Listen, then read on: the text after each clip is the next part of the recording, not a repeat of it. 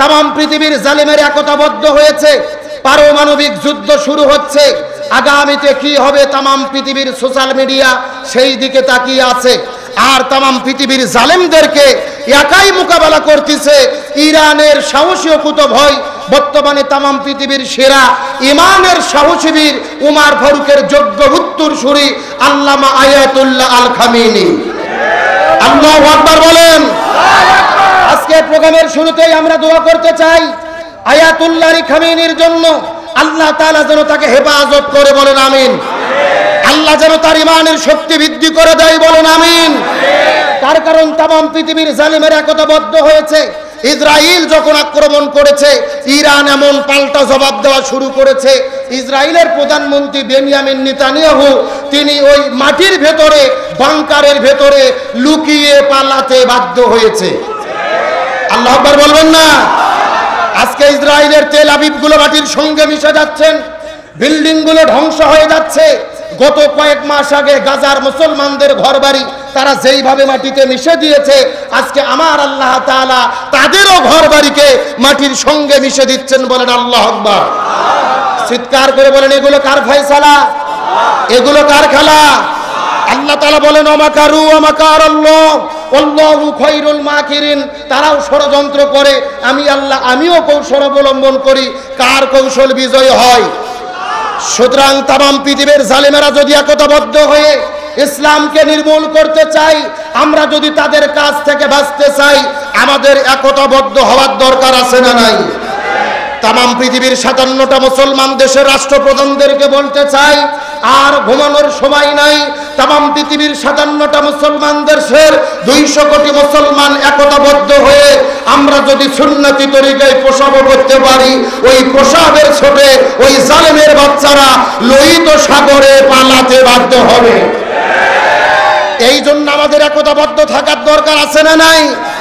কিন্তু মনের মধ্যে বড় কষ্ট, ওরা মুসলমানদেরকে শেষ করে দিচ্ছে, আর আমরা আছি ফতুয়াবাজি নিয়ে। জোরে বলেন কি বাজি? কিছু কিছু গোল আলু মার্কা হুজুর, টাটকা মুনাফিক, এরা ফতুয়া দিচ্ছে ইরান তো ইমানদার না, এদের আকীদা খারাপ, এরা হলো শিয়া। এরা কি? এদেরকে শিয়া বলে ফতুয়া দিচ্ছে। সেই সময় পৃথিবীতে ইসলাম থাকবে কি থাকবে না? মুসলমান থাকবে কি থাকবে না? 1 নয় 2 নয় 2000 কিলো দূর থেকে বোমা নিক্ষেপ করেছে, মিসাইল নিক্ষেপ করেছে। যেই ঘরে মেরেছে ওই ঘরের বেডরুমে গিয়ে আমাদেরকে হত্যা করতেছে। বাংলাদেশের এক প্রান্ত থেকে অন্য প্রান্ত, টেকনাফ থেকে তেতুলিয়া দূরত্ব হলো 1200 কিলো। জোরে বলেন কত কিলো? ভালো করে বোঝেন। আর ওরা মারতেছে বোমা কয় 1000 কিলো দূর থেকে। 2000 কিলো দূরত্ব থেকে যুদ্ধ হচ্ছে, 2000 কিলো দূরে বোমা মেরেছে। তাও যেই বিল্ডিং এ মারছে, শুধু বিল্ডিং এ না, ওই বিল্ডিং এর কত নম্বর তলা, আবার ওই তলার কোন ঘর, ওই ঘরের কোন পাশে বেডরুম, বেড কোথায় আছে, খাট কোথায় আছে, ওই খাটের কোথায় শত্রু আছে, ওখানে তারা টার্গেট করে নিক্ষেপ করে মুসলমানদের হত্যা করতেছে। আর আমরা ফতুয়াবাজি করতেছি, আমি শিয়া ওরা সুন্নি, আমি কওমি ওরা আলিয়া। এই ফতুয়াবাজি করতে যাইয়া মুসলমানদের 12টা বাজতেছে। একটা কথা পরিষ্কার করে বলি, ভালো করে বোঝেন, আমাদের আল্লাহ এক, রসুল এক, কাবা ঘর এক, আমাদের পরিচয় আমরা মুসলমান, আমাদের সংবিধান হলো আল কোরআন। সুতরাং ফতুয়াবাজির সময় নেই। মুসলমানদের বলতে চাই, আর ঘুমিয়ে থাকবেন না। সৌদি আরবের রাজা বাদশাদেরকে বলতে চাই, আর মুনাফিকি করবেন না, পশ্চিমাদের গোলামি করবেন না। একতাবদ্ধভাবে জালেমের মোকাবেলা করা প্রত্যেকটা মুসলমানের জন্য ফরজে আইন, ফরজে আইন, ফরজে আইন। সুতরাং আল্লাহর কোরআন বলেছেন, ওমা লাকুম লা তুকাতিলুনা ফি সাবিলিল্লাহি ওয়াল মুস্তাদআফিনা মিনার রিজালি ওয়ান নিসাই ওয়াল বিলদানিল্লাযিনা ইয়াকুলুনা রাব্বানা আখরিজনা মিন হাযিহিল ক্বরিয়াতি যালিমি আহলুহা ওয়াজআল লানা মিন লাদুনকা ওয়ালিয়্যা ওয়াজআল লানা মিন লাদুনকা নাসীরা। আল্লাহর কোরআন বলে, তোমাদের কি হলো? তাম পৃথিবীতে নির্যাতিত মানবতা, ছোট ছোট শিশুদেরকে তারা হত্যা করে, মহিলাদেরকে তারা হত্যা করে। আল্লাহ আল্লাহর কাছে ফরিয়াদ করে বলে, আল্লাহ এই মাজলুম জনপদ থেকে আমাদের মুক্ত করে দেন, অতএব একজন অভিভাবক পাঠান যিনি আমাদের সাহায্য করবে, অতএব এই জমিন থেকে আমাদের বের করে নিয়ে যাবে। সুতরাং বলতে চাই, বগুড়ার মুসলমান যদি ডাক আসে তামাম পৃথিবীর 200 কোটি মুসলমান হাতে হাত রেখে প্রয়োজনে মাথায় কাপড়ের কাপড় বেঁধে ওই নির্যাতিত মুসলমানদের পক্ষে দাঁড়াতে 7 সাগর 13 নদী পাড়ি দিয়ে প্রয়োজনে মুসলমানদের কাছে ছুটে যাব, জীবন দেব, শহীদ হব, জালেমের কাছে মাথা নত করব না, করব না, করব না। তারা কারণে যে দুটি হাত আল্লাহকে তুলে দেখা।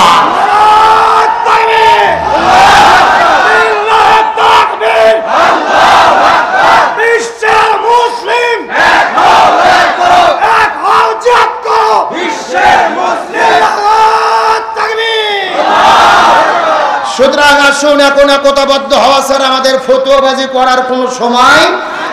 আসলে ইসরায়েলে বহু মানুষ মারা যাচ্ছে, তারা ভয়ের ঠেলায় ঘরের মধ্যে ঢুকেছে, ঘর বাড়ি ছাড়তেছে, কিন্তু মিডিয়াতে প্রচার হচ্ছে না। ওই ইসরায়েল বলেছে আল জাজিরাতে সঠিক খবর দেখানো হয়, সঠিক তথ্য দেখানো হয়, এই জন্য ওই দেশের মন্ত্রী বলেছে তোমরা আল জাজিরা দেখবে না, আল জাজিরার সংবাদ যারাই দেখবে তাদের জেলে বন্দি করা হবে। তার মানে হলো ঠেলার নাম বাবাজি। আচ্ছা বলেন তো, বিড়াল কি গাছে চড়ার জন্য কোনো মাস লাগে? কথা বল না, বিড়াল কখন গাছত চড়ে? ঠেলার পড়লেই গাছত চড়ে। তাহলে ওরাও ঠেলাত পড়েছে। আমরা একতাবদ্ধ হলে সত্যের বিজয় হবেই হবে ইনশাআল্লাহ। আসেন, সময় কম, কথা বেশি, ডাইরেক্ট আলোচনা। আমরা শান্তি পেতে চাই কি চাই না? রাসূল বিদায় হজের দিনে বলেছেন, যেও তোমরা ইহকালীন শান্তি পরকালীন মুক্তি পেতে চাও, তারাক্তু ফীকুম আমরাইন লান তাদিল্লু মা তামাসসাকতুম বিহিমা, আমি তোমাদের জন্য 2টা জিনিস রেখে যাচ্ছি, এই 2টা জিনিস যদি তোমরা আঁকড়ে ধরতে পারো ইহকালে শান্তি পাবা, পরকালে তোমরা মুক্তি পাবা। সুবহানাল্লাহ বলেন। কয়টা জিনিস রাসূল লাগতে ধরতে বলেছেন? 1 নম্বর হলো কিতাব আল্লাহ, আল্লাহর কিতাব, যার নাম কি? একটু জোরে বলেন, কিতাবের নাম কি? আর 2 নম্বর হলো সুন্নাত রাসূলি, আমি নবী আমার সুন্নাত। তাহলে দুনিয়ায় শান্তি আঁকে রাখতে, মুক্তি পেতে গেলে আমাদের কয়টা জিনিসের দরকার? 1 নম্বর কোরআন লাগবে, 2 নম্বর রাসূলের সুন্নাত লাগবে, রাসূলের জীবনী অনুসরণ করতে হবে। তার কারণ রাসূলকে আল্লাহ তাআলা পৃথিবীতে নেতা করে প্রেরণ করেছেন। জোরে বলেন, কি করে? আর জোরে বলেন। আমার বন্ধুগণ, মুসলমান ভাইরা গভীর মনোযোগ লক্ষ্য করুন। আল্লাহ তাআলা নবীকে পৃথিবীতে নেতা করে প্রেরণ করলেন, এই জন্য আল্লাহ তাআলা কোরআনের ভেতরে আমার নবীকে নেতা বলে ডাক দিয়েছেন। আল্লাহ তাআলা ডাক দিয়ে বলেন, ইয়াসিন ওয়াল কোরআনিল হাকিম। এই যে হলেন ইয়াসিন, এই যে ইয়াতি হলেন হরফে নিদা।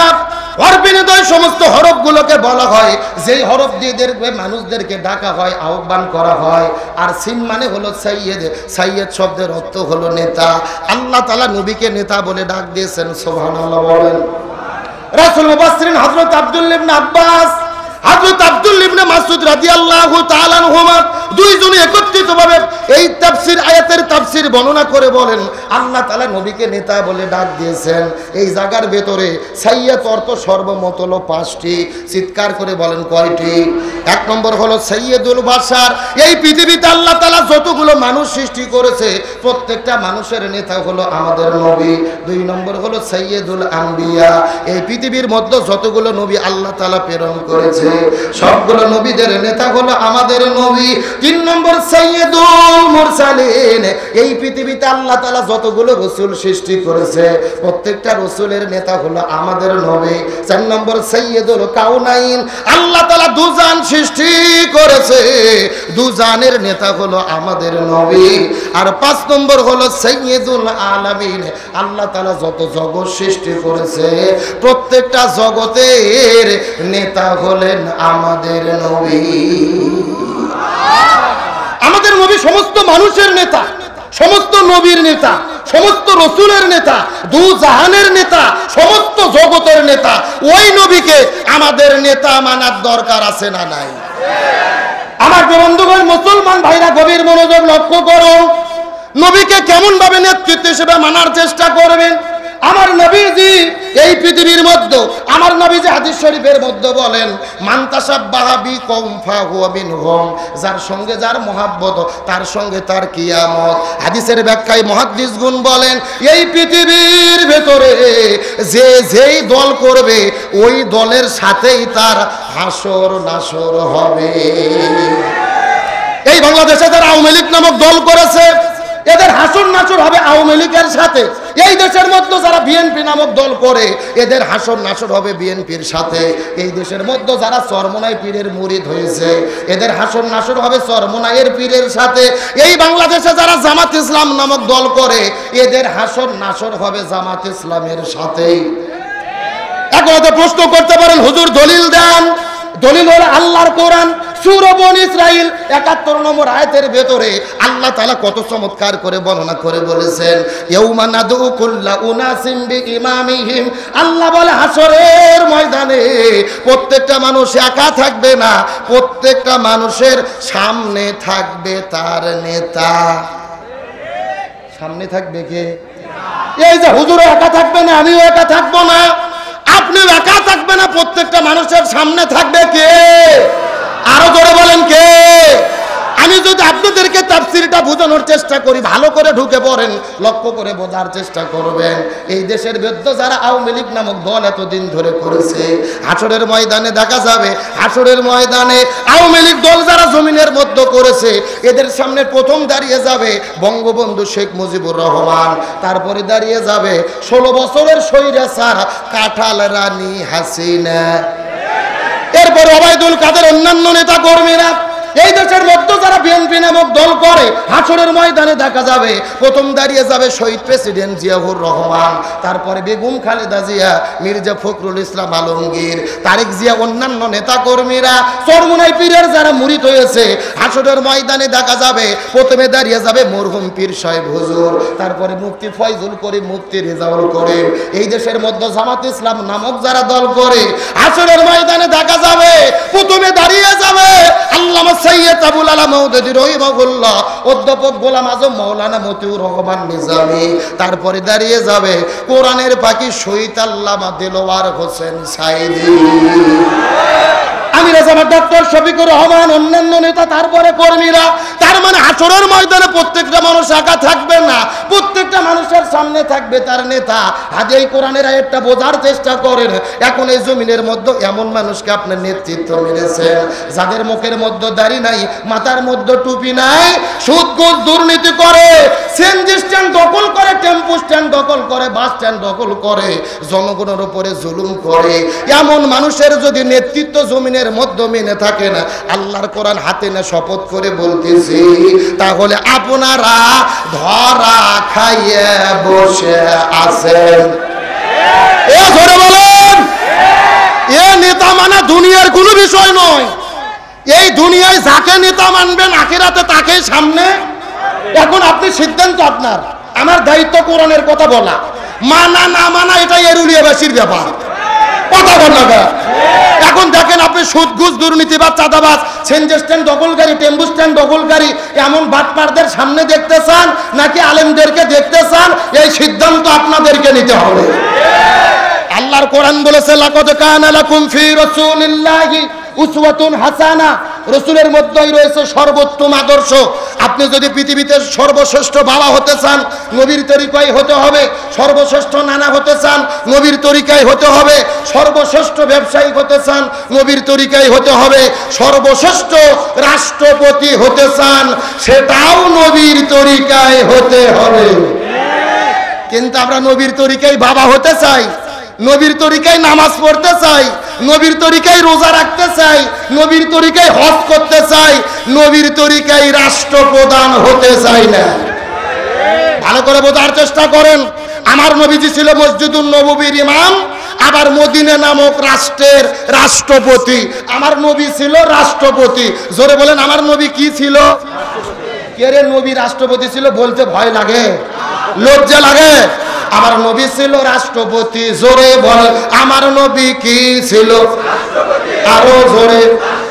এখন আমি আপনাদেরকে জিজ্ঞাসা করি, বলেন তো দেখি, আমার নবী যদি রাষ্ট্রপতি থেকে থাকে তাহলে আমাদেরকে হুজুরদেরকে রাষ্ট্রপতি হওয়ার দরকার আছে না নাই? হ্যাঁ, এই জায়গাতে সমস্যা। এই ওয়াজ করলে আমরা বিপদ। আমরা যদি বলি ওয়াজ করি, খাবার পরে মিষ্টি খাওয়া সুন্নাত, সবাই বলে সুবহানাল্লাহ সুবহানাল্লাহ, তার মানে আরো খাবার চাই। কিন্তু আমরা যখন বলি আমরা এমপি হতে চাই, ইউনিয়ন পরিষদের চেয়ারম্যান হতে চাই, তখন কিছু কিছু লোক লাভ দিয়ে উঠে বলে যে হুজুরের লোক ঢুকছে রে। কথা বল না, আমার কথার সঙ্গে একমত? ভালো করে বোঝার চেষ্টা করবেন। নবী মসজিদুন নববীর ইমাম, আবার মদিনা নামক রাষ্ট্রের রাষ্ট্রপতি। তারপরে ইসলামের শিক্ষা হলো যিনি মসজিদের ইমাম হবে তাকেই সমাজের ইমাম হতে হবে। যিনি এরুলিয়া সবচাইতে বড় মসজিদের ইমাম হবে তাকে এরুলিয়া ইউনিয়ন পরিষদের চেয়ারম্যান হতে হবে। যিনি বগুড়া সেন্ট্রাল মসজিদের ইমাম হবে তাকে বগুড়া আসনের এমপি হতে হবে। যিনি ঢাকা বাইতুল মুকাররম মসজিদের খতিব হবে তাকেই বাংলাদেশের রাষ্ট্রপতি প্রধানমন্ত্রী হতে হবে। আর যতদিন পর্যন্ত আলেমদেরকে আমরা সমাজের ক্ষমতা না দেব, এই জমিন থেকে সুদ ঘুষ দুর্নীতি চাঁদাবাজি বন্ধ হবে না। আমরা বাংলাদেশ থেকে সুদ ঘুষ দুর্নীতি বন্ধ করতে চাই কি চাই না? এই জন্য আলেমদের ক্ষমতার দরকার আছে না নাই? আজকের মাহফিলের যিনি প্রধান আলোচক, আমাদের প্রিয় ভাই মুফতি আমির হামজা, জামাত ইসলামের পক্ষ থেকে কুষ্টিয়া আসন থেকে তিনি এমপি নির্বাচন করবেন। আলহামদুলিল্লাহ বলেন। আমরা বলতে চাই শুধু মুফতি আমির হামজা নয়, মিজানুর রহমান আল আজহারি, আল্লামা মামুনুল হক, শাইখ আহমদুল্লাহ, ডক্টর আবুল কালাম আজাদ বাশার, এই বাংলাদেশে যত বড় বড় আলেম আছে, এই রকম আলেমদেরকে, বক্তাদেরকে, খতিবদেরকে ইমাম হয়ে, এমপি হয়ে সংসদে গিয়ে কোরআন দিয়ে রাষ্ট্র পরিচালনা করতে হবে। ইতিমধ্যে বাংলাদেশের সবগুলো ইসলামী দল একমত হয়েছে, আগামীতে আলেমদের সমর্থন থাকবে এক বাক্সে। ইসলামী দলগুলো যদি একতাবদ্ধ হয়, আলেম ওলামা যদি একতাবদ্ধ হয়, আলেমদেরকে আমরা সমর্থন দিতে চাই কি চাই না? ভালো করে বোঝেন, রাজনৈতিক দৃষ্টিকোণ থেকে নেবেন না। স্বাধীনতার 54 বছর পার হয়ে গেছে, এক দল ক্ষমতায় এসেছে আর এক দল চলে গেছে, আমরা শান্তি পাইনি। সুতরাং শান্তি পাওয়ার জন্য আমাদের ঘোষণা, এই বাংলাদেশে সব দল দেখা শেষ, আগামীতে আলেমদের নেতৃত্বে কোরআনের বাংলাদেশ। আর সমস্ত আলেম ওলামা মিলে একতাবদ্ধ হয়ে 151টা এমপি যদি ওই সংসদের মধ্যে যাওয়ার পরে কোরআনের পক্ষে বিল পাশ করে কোরআন দিয়ে দেশ পরিচালনা করতে পারে, তাহলেই শান্তি পাওয়া সম্ভব, নতুবা জমিনের ভেতরে কখনো শান্তি পাওয়া সম্ভব নয়। সুতরাং আপনাদের বলতে চাই, আলেমদের সঙ্গে আপনারা থাকতে কি রাজি আছেন? জোরে বলেন, রাজি আছেন? কারা কারা যে হাত তোলেন তো দেখি। লিল্লাহি তাকবীর। আসেন, সময় কম, বেশি তাকবীর দেওয়া যাচ্ছে না। তাহলে আমি আপনাদের বুঝাইতে চাচ্ছি, যিনি মসজিদের ইমাম হবে তাকেই সমাজের ইমাম হতে। আমার প্রিয় বন্ধুগণ, মুসলমান ভাইরা গভীর মনোযোগ লক্ষ্য করুন। আমি আপনাদের সংক্ষিপ্তভাবে একটা মেসেজ দেওয়ার পরে বিদায় নিয়ে চলে যাব। এই জমিনের মধ্যে আমার নবীজি শান্তি কায়েম করার জন্য 17 বছর বয়সের ভেতরে এই জমিনের মধ্যে একটা দল গঠন করেছিল, যেই দলের নাম হলো হিলফুল ফুজুল। কি নাম বললাম? এ বগুড়ার মুসলমান গভীর মনোযোগ লক্ষ্য করুন। নবীজি 17 বছর বয়সের ভেতরে হিলফুল ফুজুল নামক দল গঠন করার পরে 17 বছর থেকে শুরু করে 40 বছর পর্যন্ত নবীজি 23 বছর ধরে এই জমিনের মধ্যে শান্তি কায়েম করার জন্য চেষ্টা করলো। কিন্তু দুর্ভাগ্যজনক ব্যাপার হলো 17 বছর থেকে শুরু করে 40 বছর পর্যন্ত 23 বছর ধরে নবীজি চেষ্টা করেছে, কিন্তু জমিনের ভেতরে শান্তি কায়েম করতে পারলো। এ বগুড়ার মুসলমান গভীর মনোযোগ বোঝার চেষ্টা করবেন। নবীজি 23 বছর ধরে চেষ্টা করেছে, কিন্তু জমিনের ভেতরে শান্তি কায়েম করতে পারলো না। কিন্তু নবীজির বয়স যখন 40 বছর হয়ে গেল, আল্লাহ নবীজির ওপরে যখন কোরআনটা নাজিল করে দিল, নবীজি কোরআনের দাওয়াত দেওয়া শুরু করে দিলেন। 40 বছর থেকে শুরু করে 63 বছর পর্যন্ত নবীজি 23 বছর ধরে চেষ্টা করেছে, এই জমিনের মধ্যে শান্তি কায়েম করতে পারলো। নবীজির জীবনটাকে 2 ভাগে ভাগ করার চেষ্টা করেন। 17 বছর থেকে শুরু করে 40 বছর পর্যন্ত নবুয়ত পাওয়ার আগের হলো 23 বছর, আর 40 বছর থেকে শুরু করে 63 পর্যন্ত নবুয়ত পাওয়ার পরের হলো 23 বছর।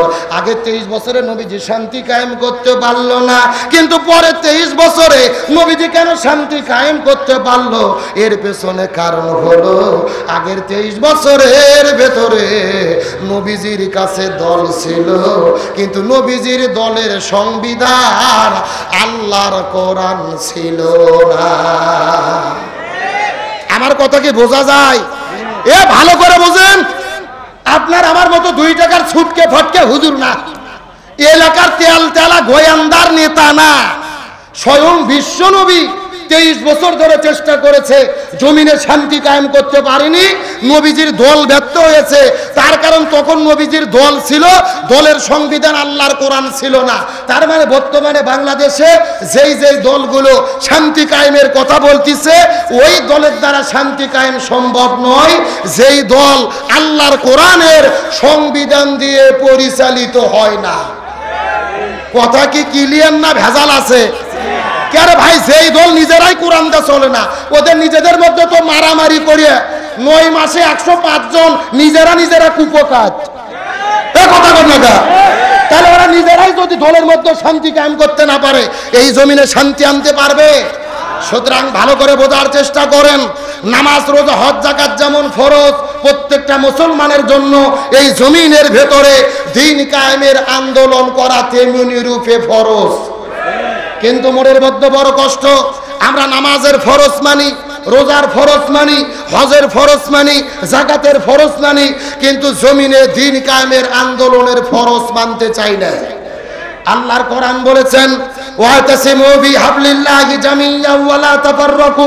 আল্লাহ বলেন, তোমরা যদি মুসলমান হও, এই জমিনে দ্বীন কায়েমের আন্দোলন করো, আল্লাহর রশিকে ঐক্যবদ্ধভাবে আঁকড়ে ধরো।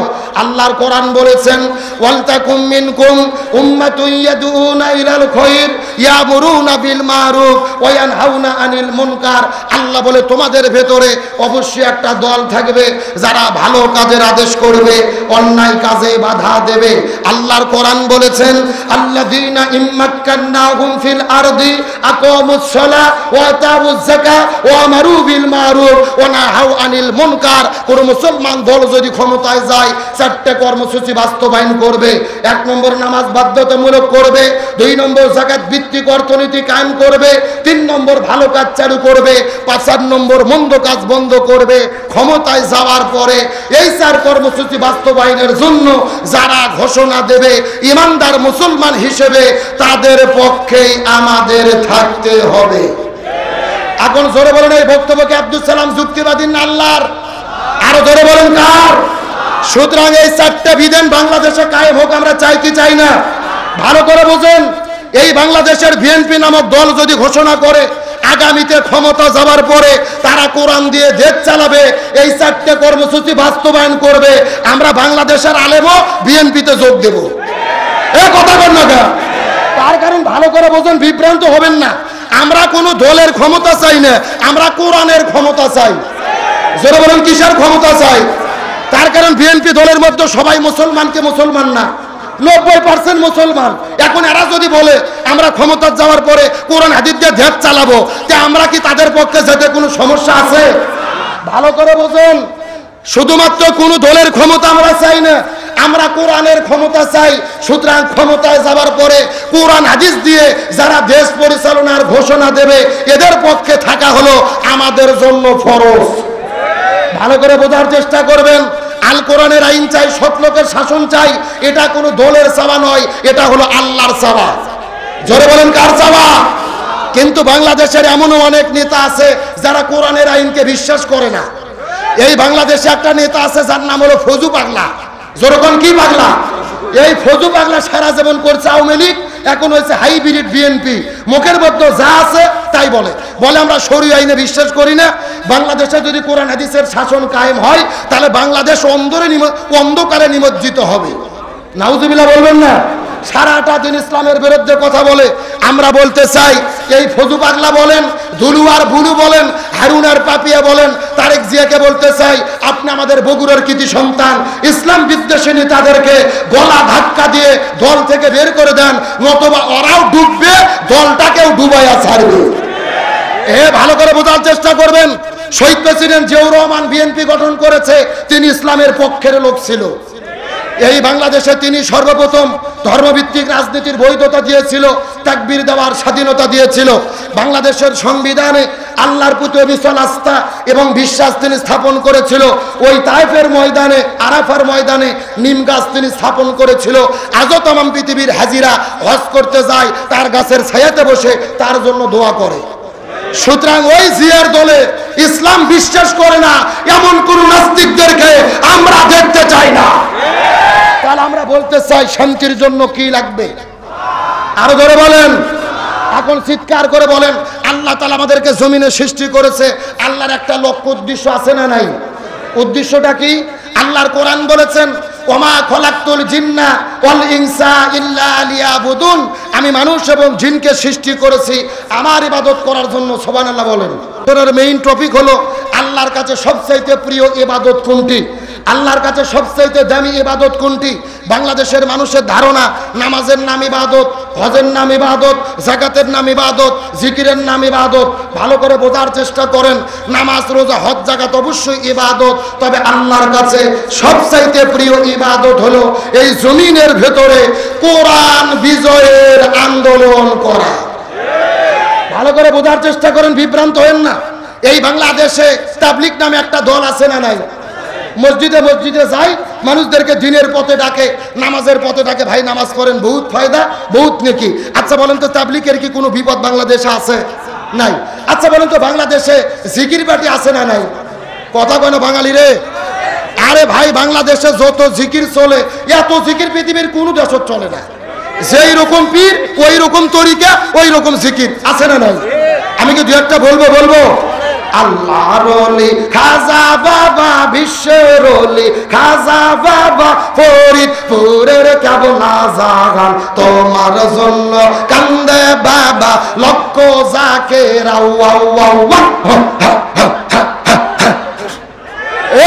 কথা কন। দুই কান্দর দুই ফেরেশতা আছে না নাই? দুই ফেরেশতা কলম বার করে শুধু দাঁত দিয়ে কামড়াচ্ছে। আল্লাহ বলছে, কে ফেরেশতা কলম দাঁত দিয়ে কামড়াও কেন?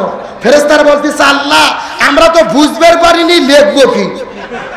কে রে, কোরআন হাদিসে হোকাও কি কোতাকুতি কোনো জিকির আছে? ভালো করে বোঝেন, আমার সময় কম, আমি ব্যাখ্যা দিতে পারবো না। তাহলে চিৎকার করে বলেন, এই জিকিরের নামে যারা ভণ্ডামি করতেছে, এদের কি বিপদ কোনো বাংলাদেশে আছে? আচ্ছা সত্য করে বলেন তো, বাংলাদেশে কি নামাজ পড়লে বিপদ হয়? হজ করলে বিপদ হয়? যাকাত দিলে বিপদ হয়? একটা মাত্র ইবাদত বাংলাদেশে করলে বিপদ হয়। আপনারা কি বলতে পারবেন ওই ইবাদতের নাম কি? ভালো করে বোঝার চেষ্টা করেন। এই বাংলাদেশে নামাজ পড়লে বিপদ হয় না, হজ করলে বিপদ হয় না, যাকাত দিলে বিপদ হয় না, জিকির করলে বিপদ হয় না।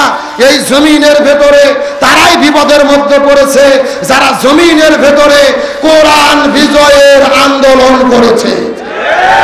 এই বাংলার জমিনে আমরা লক্ষ্য করে দেখেছি, এই বাংলার জমিনে কোরআনের পাখি শহীদ আল্লামা দেলওয়ার হোসেন সাইদি লিল্লাহে তাকবীর, মাওলানা রুহুল আমিন যুক্তিবাদী চাচার আগমন, মাহফিলের পক্ষ থেকে, এলাকাবাসীর পক্ষ থেকে লিল্লাহে তাকবীর।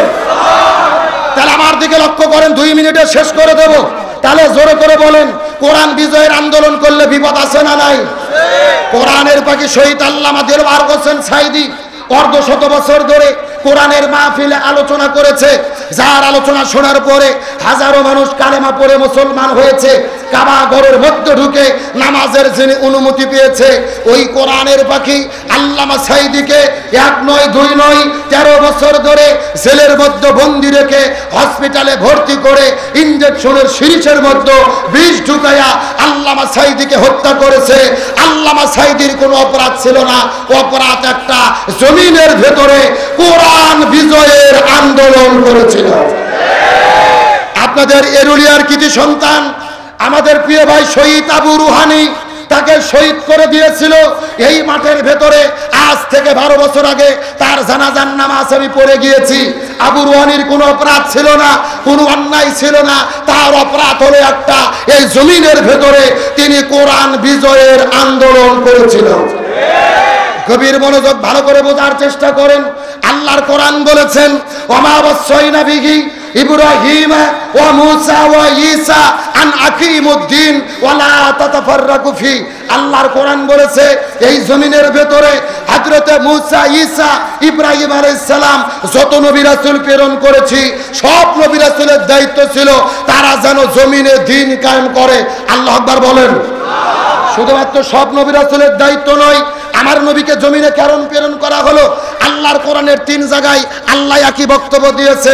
সূরা তাওবার 33 নম্বর আয়াত, সূরা আল ফাতির 28 নম্বর আয়াত, সূরা সফের 9 নম্বর আয়াত। আল্লাহর কোরআন বলেছেন ওয়াল্লাযী আরসালা রাসূলাহু বিল হুদা ওয়া দীনিল হাক্কি লিইযহিরাহু আলা দীনি কুল্লিহি ওয়ালাউ কারিহাল মুশরিকুন। আল্লাহ বলেন নবীকে জমিনে প্রেরণ করেছি শুধু নামাজের জন্য নয়, শুধু হজের জন্য নয়, শুধু যাকাতের জন্য নয়, শুধু জিকিরের জন্য নয়, জমিনে নবীকে নবী হিসেবে প্রেরণ করেছি সমস্ত মতবাদের উপরে ইসলামকে বিজয় করার জন্য। সুতরাং বাংলার জমিনে ইসলাম বিজয় হোক আমরা কি চাই? এই বাংলাদেশে যদি শান্তি পেতে চাই, বাবার নীতি, বেটির নীতি, স্বামীর নীতি, কার্ল মার্ক্সের নীতি, লেনিনের নীতি, পুতিনের নীতি, ধর্মনিরপেক্ষতাবাদ, জাতীয়তাবাদ, ভারতের নীতি, ব্রিটিশের নীতি দিয়ে এই জমিনে শান্তি আসবে না। বাংলাদেশের শান্তির জন্য কোরআনের নীতি কায়েম করতে হবে। সুতরাং বাংলাদেশের ঘর থেকে শুরু করে রান্নাঘর থেকে শুরু করে সংসদ পর্যন্ত প্রতিটি জায়গায় কোরআনকে কায়েম করে বাংলাদেশের পার্লামেন্টে আগামীতে আলেমদের প্রেরণ করে কোরআন বিজয়ের মাধ্যমে এই কোরআন দিয়ে বাংলাদেশ পরিচালিত হোক। এই পক্ষে কারা কারা আছেন দুটি হাত আল্লাহকে তুলে রাখা।